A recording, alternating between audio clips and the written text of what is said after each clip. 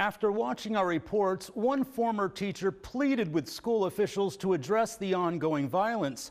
Another longtime teacher is planning to read her resignation letter out loud at the next board meeting, hoping it sends a strong message to district officials. Brutal student fights at Garfield Heights schools are nothing new. They happen in every building and every grade level. And by the end of the day, some teachers are literally beat. So is there a real problem here? Yes, there's definitely a problem. Lisa Granforce spent the past 32 years teaching at the Garfield Heights School District. In recent years, she has seen more violence and more teachers getting hurt.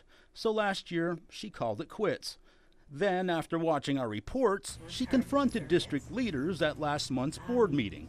The reason I did want to speak is because of the concerns that I've seen on the news from Channel 19. I got there because I want to see the change that can only come from good leadership.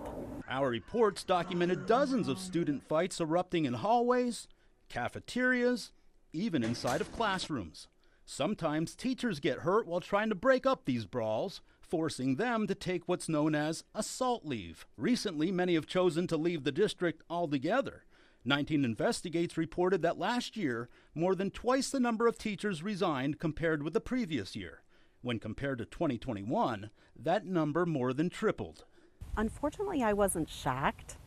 I was very disappointed. Now, what's the overall morale of the teachers at the Garfield Heights School District? Do they feel like they can talk about what's going on? What's the problem? I don't think so. No, there's fear of retaliation. Granforce says the superintendent needs to address the situation before it's too late.